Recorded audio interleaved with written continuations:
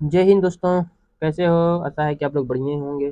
तो चलिए आज आप लोगों के लिए लेकर आए हैं विश्व भूगोल। तो विश्व भूगोल में इस वीडियो में कवर करेंगे चंद्रमा के बारे में। तो इससे पहले वाले वीडियो में हम कवर किए हैं पृथ्वी के बारे में, ठीक है ना। तो चलिए आज हम जानते हैं चंद्रमा के बारे में। तो देखिए, चंद्रमा का जो अध्ययन किया जाता है उसे सेल सेलेनोलॉजी, ठीक ना, सेलेनोलॉजी कहते हैं। यानी कि यह जो है विज्ञान की वह शाखा है जिसमें चंद्रमा की आंतरिक स्थिति व उसकी सतह का अध्ययन किया जाता है। किसमें किसमें किया जाता है? सेलेनोलॉजी के अंतर्गत चंद्रमा का अध्ययन किया जाता है, उनकी सतह का अध्ययन किया जाता है, उनकी आंतरिक सतह और बाहरी सतह। तो शांत सागर, तो यह चंद्रमा का जो है पिछला और अंधकार पूर्ण भाग है, जो एक तरह का धूल का मैदान है, जो कि एक तरह का धूल का मैदान है, ठीक ना। और चंद्रमा को जो है जीवाश्म ग्रह भी कहा जाता है, जीवाश्म ग्रह भी कहा जाता है, क्योंकि यह जो है पृथ्वी की तरह लगभग 460 का कितना 460 करोड़ वर्ष आयु का है। कितना आयु का है? पृथ्वी की ही तरह 460 करोड़ वर्ष आयु का है, ठीक ना। तो इसका जो है सर्व उच्च शिखर, सबसे ऊंचा शिखर जो है लिवनिटस पर्वत है, लिवनिटस पर्वत है, जिसकी की ऊंचाई है 10,668 मीटर है। और पृथ्वी से जो है चंद्रमा का केवल 59%, 59% भाग ही दिखाई देता है। अपभू, चंद्रमा जब अपनी कक्षा में पृथ्वी से अत्यधिक दूरी पर होता है तो उस स्थिति को अपभू कहते हैं। यानी कि जब पृथ्वी से दूरी पे रहता है तो उसे अपभू कहते हैं, और नजदीक रहेगा तो उपभू। तो अपभू जो है कितना दूरी पे? लगभग 4,06,699 किलोमीटर दूरी पे रहेगा तो उसे अपभू कहेंगे। और उपभू, चंद्रमा जब अपनी कक्ष में पृथ्वी से न्यूनतम दूरी पर नजदीक, यानी कि कह सकते हैं 3,56,399 किलोमीटर पर होता है तो उसे उपभू कहते हैं। क्लियर है? अपभू और उपभू क्लियर हो गए। अब देखिए, जब चंद्रमा का प्रकाशित भाग प्रतिदिन बढ़ता जाता है तो वह शुक्ल पक्ष होता है, ठीक ना। जब चंद्रमा का, जैसे मान लीजिए पृथ्वी पर से चंद्रमा कभी कभी पूरा गोल दिखता है, कभी कभी इस तरह से दिखता है आधा, मतलब कभी कभी ऐसे दिखता है, ठीक ना। तो ये प्रकाश वाला भाग है, ये वाला जो एरिया है, जितना प्रकाश वाला एरिया है, ये वही बात यहाँ पे कर रहा है। जब चंद्रमा का प्रकाशित भाग प्रतिदिन बढ़ता जाता है, यानी कि वो बढ़ता जाता है, घटते क्रम से बढ़ता जब जाता है तब की बात कह रहा है। यानी कि यदि वो इस तरह से था तो इस तरह से ये बढ़ता जाएगा धीरे धीरे करके,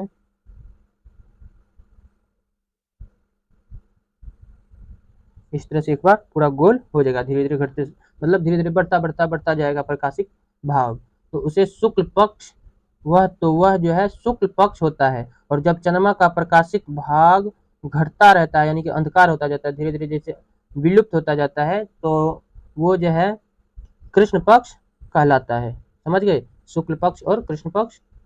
तो आगे देखिए, चंद्रमा पर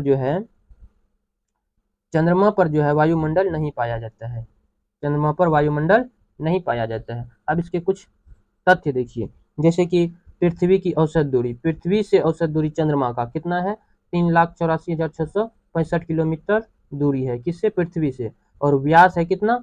3473 किलोमीटर इनकी व्यास है। और पृथ्वी के संदर्भ में जो द्रव्यमान है इसका 1/81 है, ठीक ना, 1/81 है। सी ऑफ टैंक्विलिटी, टैंक्विलिटी जो है चंद्रमा का वह स्थान है जहां अमेरिका, सी ऑफ टैंक्विलिटी पर जो है अमेरिका का अंतरिक्ष यान उतरा था, जिसका नाम यान अपोलो 11 उतरा था, यान अपोलो 11 उतरा था, ये जो है अमेरिका का था।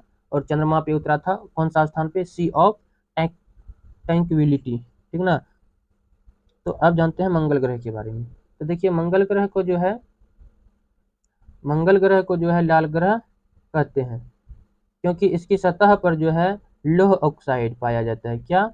लौह ऑक्साइड पाया जाता है, जिससे इसका रंग जो है लाल हो गया है। मंगल के 2 ध्रुव हैं और वहां भी पृथ्वी की तरह ऋतु परिवर्तन होते हैं, वहां भी पृथ्वी के ही तरह ऋतु परिवर्तन होता है। ऐसा पृथ्वी की तरह मंगल की धुरी, ऐसा पृथ्वी की तरह, जैसे पृथ्वी की धुरी झुकी हुई है उसी प्रकार मंगल की धुरी जो है झुकी होने के कारण होता है, ठीक ना। और मंगल के 2 उपग्रह हैं, कौन कौन? फोबोस और डेमोस। फोबोस और डेमोस ये दो उपग्रह हैं, किसके? मंगल ग्रह के उपग्रह हैं, ठीक ना। ये दो उपग्रह थे, और मंगल के जो है दो उपग्रह हैं, कौन कौन? फेबोस और डेमोस। उपग्रह का मतलब होता है, जैसे मान लीजिए इससे पहले वाले वीडियो में समझा है, ये मान लीजिए सूरज है, तो इसके ये सूर्य के पीछे पीछे चक्कर लगा रहा है, सूर्य के चारों ओर चक्कर लगा रहा है। जैसे मान लो ये पृथ्वी है, ठीक ना, ये पृथ्वी ये अपनी रेखा पे चारों ओर चक्कर लगाएगा, किसका? सूर्य का, ठीक। और वहीं पे ये जो पृथ्वी है, और ये पृथ्वी जो है, पृथ्वी अपनी जगह पे भी एक चक्कर लगाएगा, ठीक ना। और पृथ्वी का जो चक्कर है, ये पृथ्वी, इनका भी चक्कर कौन लगाता है? पृथ्वी का चक्कर जो है चंद्रमा लगाता है, ठीक ना। पृथ्वी का चक्कर चंद्रमा लगाता है। चंद्रमा को ही उपग्रह कहा गया है, यानी कि ग्रहों के जो ऊपर जो चक्कर लगाते हैं, सूर्य के साथ साथ वो ग्रहों का भी चक्कर लगाते हैं, उसे उपग्रह कहा गया है। उसी प्रकार जो है मंगल ग्रह के दो उपग्रह हैं, कौन कौन? फोबोस एवं डेमोस, ठीक ना। फोबोस एवं डेमोस है, क्लियर है। अब देखिए निक्स। निक्स ओलंपिया एक पर्वत है जो कि माउंट एवरेस्ट से 3 गुना ऊंचा है, तथा ओलिपस मेसी ज्वालामुखी है जो सौरमंडल का सबसे बड़ा ज्वालामुखी है, जो कि मंगल ग्रह पे है, ठीक ना।